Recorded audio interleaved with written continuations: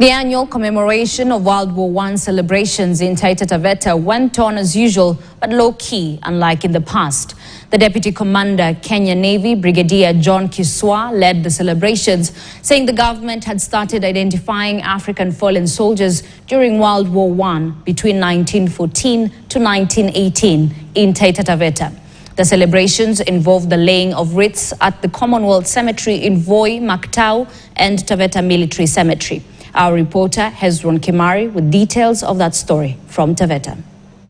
The annual First World War commemorations for the 2024 were led by the Deputy Commander, Kenya Navy, Brigadier John Kiswa, who said the government has already identified the fallen African soldiers. Tourism stakeholders, both private, county and national government, asked to collaborate to promote battlefield tourism in Taita Taveta. There's an exercise that is ongoing to try as much as possible to identify those soldiers of African descent. And you remember there were many from different African countries, particularly of the Commonwealth.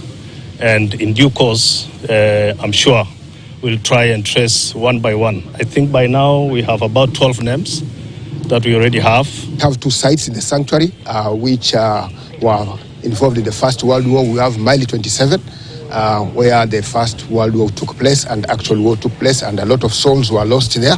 This product cannot be replicated anywhere else because the sites are still there and all the events which actually happen around here. The First World War battle, which took place between 1914 and 1918, is said to have facilitated development in the region, such as railway lines, peace and independence in Kenya. The First World War brought developments to Kenya. There was a big outroar amongst the colonials who desperately wanted this railway to be developed. The British actually wanted to develop Tanga.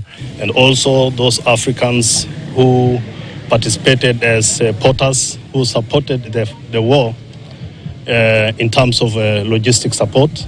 And many of them lost their lives. They paid the ultimate price, but not in vain, because of the peace that we enjoy today is because of them. The residents and historians present raised concerns over the few participants and the absence of Taita Taveta County government, even the Department of Tourism. We learned more about the French Revolution and everything in school, but we never had a curriculum so specific to our own history. And I get frustrated when I see foreigners. We are here with the diplomatic corps and everything, the military attaches, but where are we Kenyans? Why is it yesterday at the Voi cemetery, the Kenyans stood outside the fence of the cemetery watching like we are not invited, like we don't know it's okay for us to go in? The reason being we've not given it a lot of publicity. Much that it is being handled directly by KDF. Taita Taveta County needs to step in and leverage on it. The commemoration involved praying and laying of wreath for the fallen soldiers at the Voi Commonwealth Cemetery, Mactau and Taveta Military Cemetery. Hezron Kimari, KTN News, Taveta. Another break still to come. Open defecation blamed for rampant disease outbreaks.